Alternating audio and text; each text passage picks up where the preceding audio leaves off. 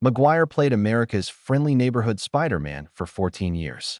He returns to Hollywood in 2022 looking unrecognizable. Pale skin, yellow teeth, sunken eyes. He didn't act heroic. He played a meth-addicted crime boss with basement alligators. Not just acting. Self-produced film. Based on his life.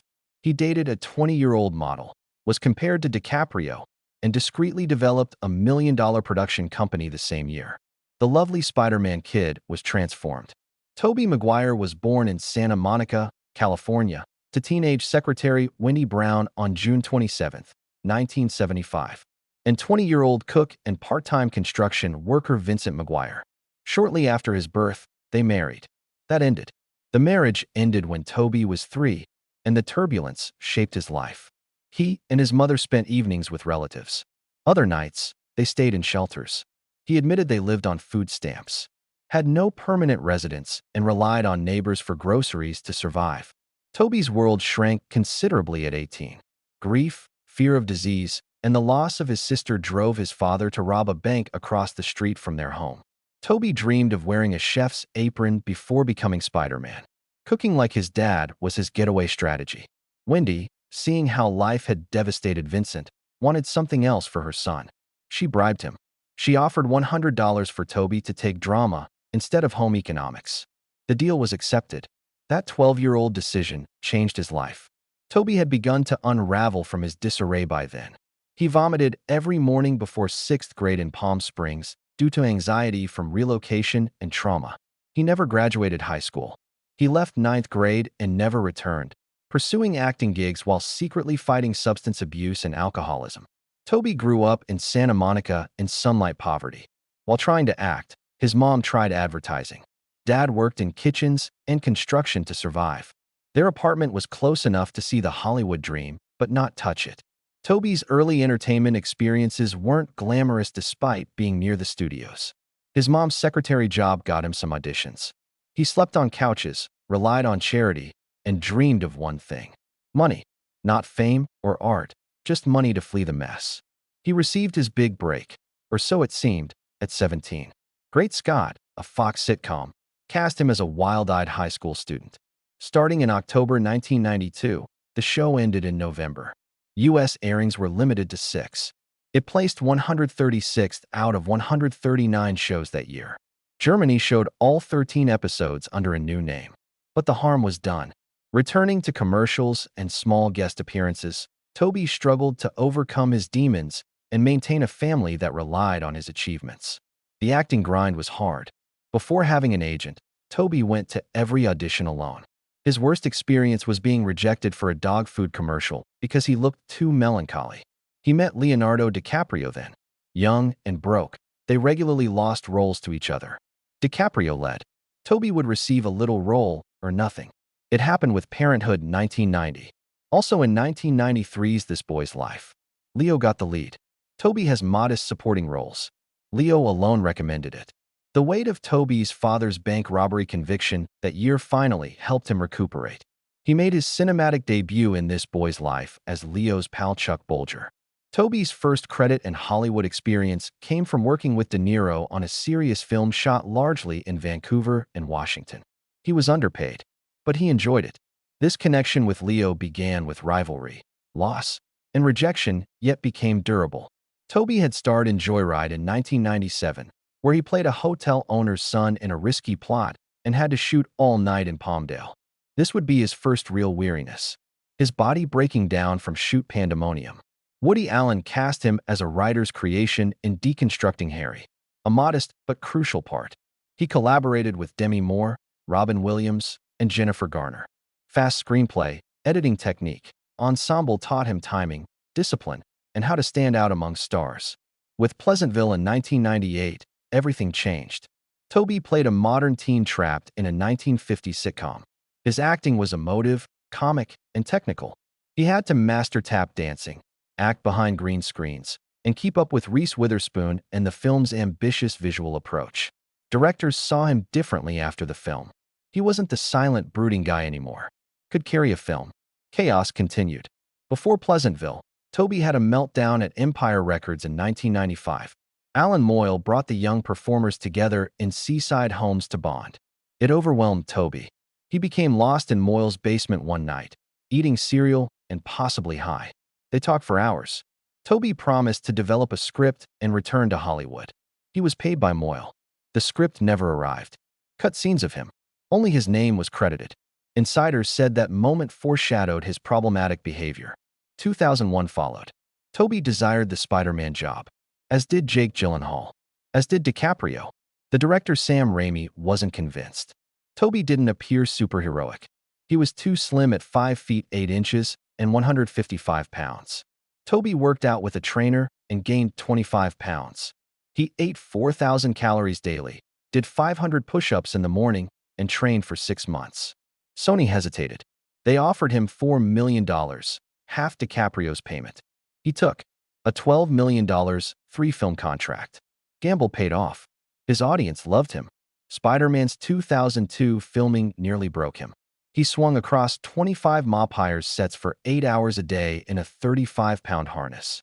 He bruised, chafed, and had regular back spasms by week 12. He needed cortisone shots to film. One event involved a snapped wire sending him 15 feet to crash mats. Ribs bruised. However, he denied a stunt double for close-ups. Had to be real. It grew messier during Spider-Man 2 talks. Tobey said his back was too hurt to return. A neurosurgeon was brought to Sony's headquarters to demand $17.5 million and a profit share. Sony grew suspicious, especially when they found him playing hoops and poker while stating he could barely walk. They secretly tested Jake Gyllenhaal as a replacement. Missed costume fittings, delayed production. His agent spread suspicions that Tobey could quit acting. Sony yielded. Money came, but it caused scars. The studio never trusted him again. Spider-Man 2 was a worldwide hit, but Tobey was broken. The train scenario with him hanging upside down nearly killed him. He stayed there for 3 days, 6 hours a day. Blood raced to his head. 2 vomits occurred while suspended. Doctors gave him 4 fluids between takes. In the coffee shop scene with Kirsten Dunst, he was 12 pounds underweight from a stomach bug. Still, he continued. Movie grossed $783 million. His back-end points earned him nearly $40 million, but he was exhausted. He suffered sleeplessness, started taking sleep drugs, and burned out quietly. He dozed off at the film's premiere. After the sequel's popularity, Tobey avoided big parts. He declined Scorsese's The Departed because fame and fear made him agoraphobic. He began 3 times weekly therapy. Turned down $25 million for Pirates of the Caribbean, World's End. He worked mostly in underground poker and made over $10 million from celebrities like Ben Affleck and Matt Damon. He skipped public engagements, including the MTV Awards, even after winning Best Actor. He rejected X-Men and Batman Begins. He chose peace over power. Tobey Maguire had no idea that riding Seabiscuit would nearly break him in half.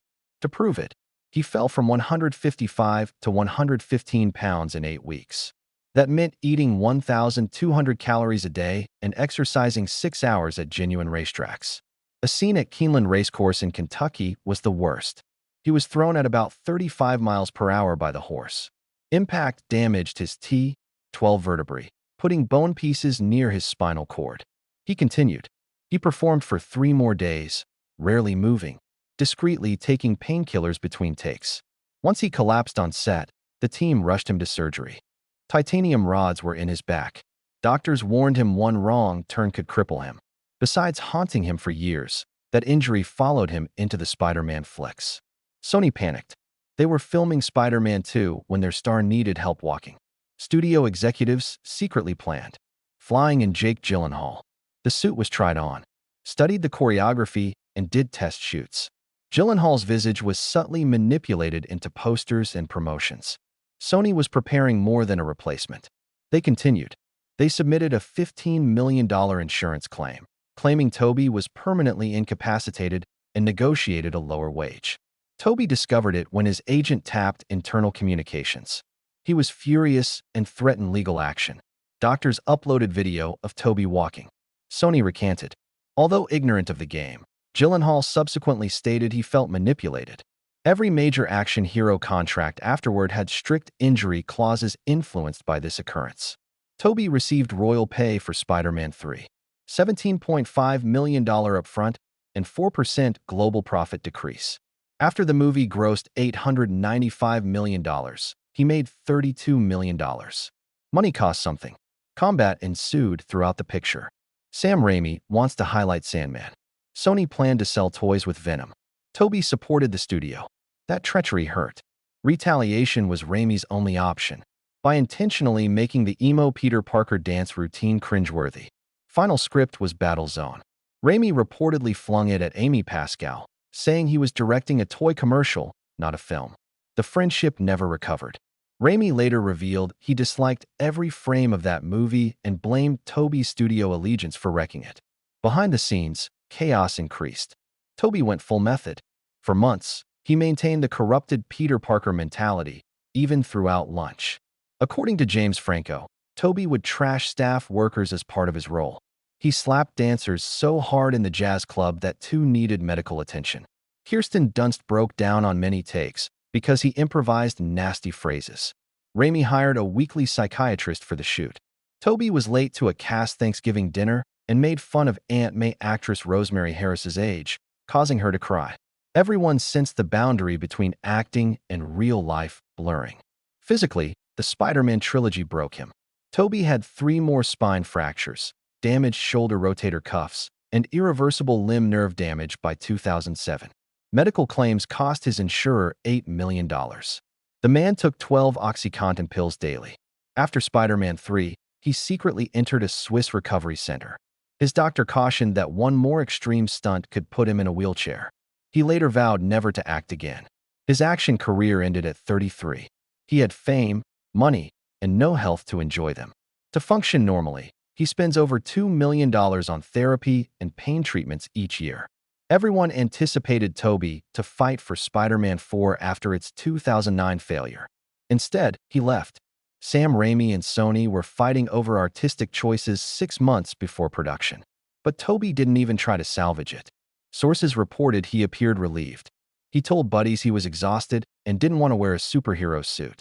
He refused a $50 million payout without hesitation. His agency hardly negotiated when Sony replaced him with Andrew Garfield. A star had never left a franchise like this in Hollywood. When not on camera, Tobey made millions. He frequented Beverly Hills underground poker tournaments from 2007 to 2009. The games weren't casual.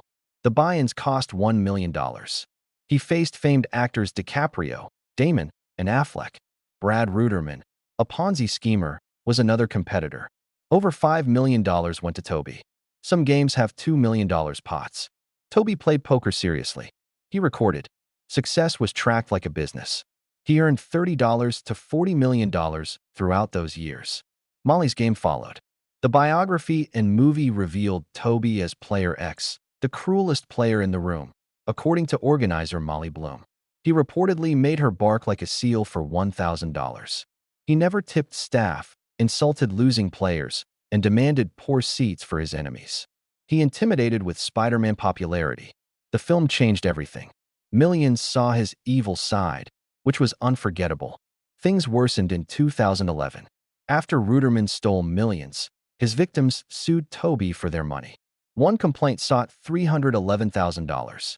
Tobey quietly accepted $80,000 without admitting responsibility. Full Poker Network, experienced dealers, money laundering through shell companies, and illicit operations in 5-star hotels were revealed in the documents. Affleck was banned from one game for card counting, according to FBI data. Damon lost $200,000 in one sitting. DiCaprio lost $1 million overnight. Studios noticed. Maguire became invincible. Family-friendly brands dropped him. Though not dismissed, he wasn't called back. His reputation as a difficult actor began long before. In 1999's Ride with the Devil, Ong Lee dubbed Maguire's entire dialogue. Co-star Charlize Theron found him difficult. He kept quiet between takes, even for food. Spider-Man crew mates called him Tobey the Dictator. Displeased with a line, he delayed filming for 3 hours. Directors added Maguire clauses to contracts to swiftly terminate him if things went wrong. His agent advised him to take a break from the spotlight. Brothers in 2009 saw him lose 20 pounds in 5 weeks. Studied PTSD by reading psychiatric files and staying partly in character on set. Later, Jake Gyllenhaal said it unsettled the staff. The film made money and garnered Tobey a Golden Globe nomination, but others wondered if he went too far. The Great Gatsby followed. The parties were huge. Tobey, orchestras, circuses, and confetti couldn't handle it. He broke character mid-scene, overwhelmed by turmoil. To avoid falling off the platform, he froze in one pool shot. Critics noted that Baz Luhrmann res hot days. What happened off-screen didn't match the splendor on screen. With $50 million, he founded his production firm in 2012. His first hit, Life of Pi, received 11 Oscar nominations. Interestingly, Tobey was cast in the film but had his scenes deleted due to his fame. He focused on production rather than bitterness. He quietly supported enterprises, avoided the spotlight, and turned down scores of major positions. He wanted smaller indie films with control, not recognition. For Pawn Sacrifice, he studied chess 6 hours a day for 8 months. He avoided journalists, junkets, and taped scenes to show Bobby Fischer's breakdown. He sympathized with Fischer's desire to disappear. Critics said he appeared paranoid in interviews. He declined The Social Network in 2010. He got back pain again. Doctors predicted paralysis. He traveled with ergonomic seats, received daily therapy, and limited projects. He only appeared in 4 films in 8 years after Spider-Man 3. Risk wasn't worth it. During that time, poker lawsuits returned.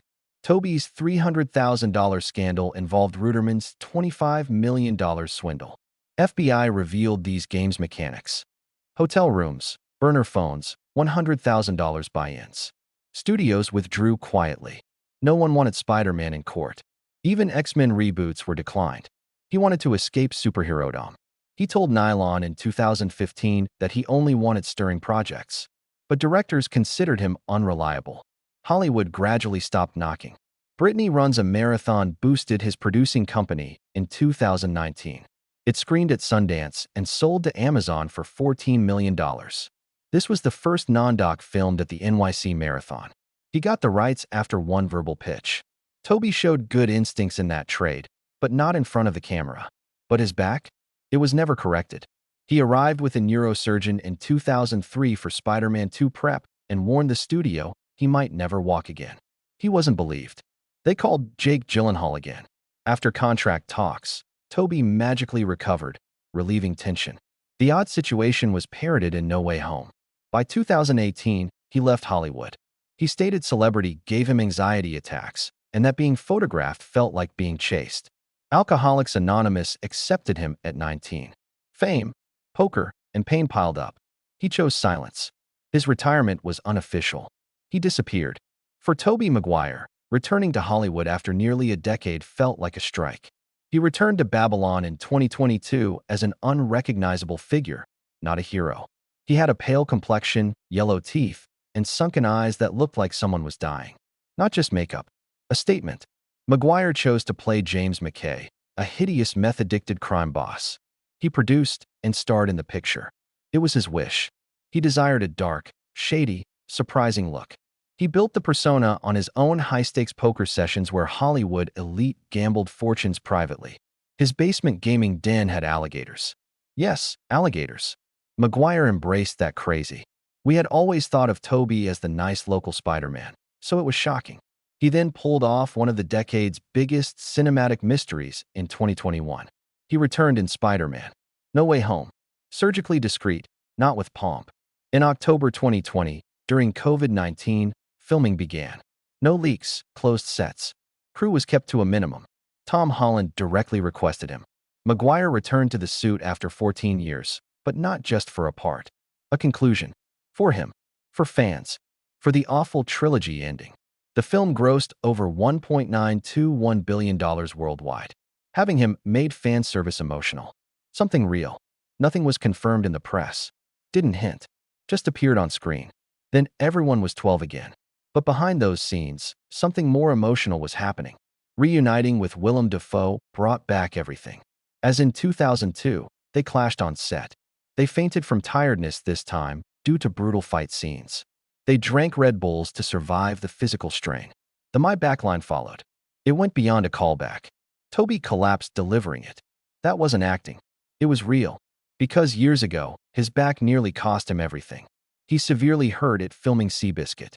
After Spider-Man 2 talks began, He tried to negotiate additional money. Sony nearly replaced him with Jake Gyllenhaal. He had to swallow his pride and ask for the role back under pressure. He eventually said that he had to apologize to everyone. "I'll do whatever it takes." Off-screen, his life had gone through its own twists. He married Jennifer Meyer in 2007 in a sunset ceremony in Hawaii so private, paparazzi didn't even catch it. Only 35 guests, no phones. DiCaprio was best man. They had already had a daughter, Ruby, the year before, and their son Otis followed in 2009. He once joked on Ellen that he told his wife he accidentally spelled Otis in his $8.5 million mansion. Leather is banned. If you visit, you remove your shoes, belt, even leather jackets. During Great Gatsby filming, he rejected a Mercedes because the seats had leather. And when a fast food brand offered him $2 million for a burger commercial, he turned it down flat. He didn't just avoid leather, he removed it from his medical gear. Even blood pressure cuffs had to be custom-made. His personality INFJ, one of the rarest types. And it shows. No Hollywood parties since 2018. He pays someone $100,000 a year just to decline invitations for him. He meditates 90 minutes every day in a room built just for that. He doesn't watch TV. He reads a lot. He's in bed by 9 p.m. and up by 5 a.m. Even his kids' friends follow house rules. No phones, no loud music, and everyone has to sit in silence for at least half an hour. That's how controlled his world is. Still, the world kept watching. In July 2024, he was seen with 20-year-old model Lily Chi. The age gap caused a social media meltdown. People called him the next DiCaprio. But while the internet exploded, Maguire said nothing. No interviews, no paparazzi setups, only 3 public appearances together. Meanwhile, his relationship with ex-wife, Meyer, stayed so strong that she called him my best friend on Instagram. They even attended events together after she got engaged to billionaire Jeffrey Ogan Lacey. And through it all, Maguire quietly built an empire. Material Pictures, his production company, expanded massively in 2023 with backing from Richard Weinberg. They brought in Ben Tierney from Depp's company as VP. They produced Nobody 2 in 2025. Maguire didn't star in it, but his fingerprints were all over it. He stays behind the camera now, building stories, controlling narrative. His net worth? $75 million? Spider-Man alone made him a fortune. For $1 million for the first, $17.5 million plus back end for the second, and $15 million plus 7.5% back end for the third. But poker was where things got dirty. He joined illegal games in Beverly Hills with DiCaprio and Affleck. In 2011, he got sued for winning $300,000 from a Ponzi scheme CEO. He settled for $80,000. People say he's the infamous Player X in Molly's Game, the one who once made the organizer bark like a seal for a chip. He never denied it. Still, through all the scandals, Maguire kept his grip on one thing. Every move he makes is quiet, calculated, deeply private. Rumors swirl about Spider-Man 4 with Raimi. Maybe Parker becomes a father. Maybe Sadie Sink plays his daughter. Kirsten Dunst said she's open to it. Raimi said it depends on where Tobey wants to take the character. Because now, it's not about youth or speed or power. It's about evolution. About what it means to grow up in front of the world and then pull back just enough to keep your soul.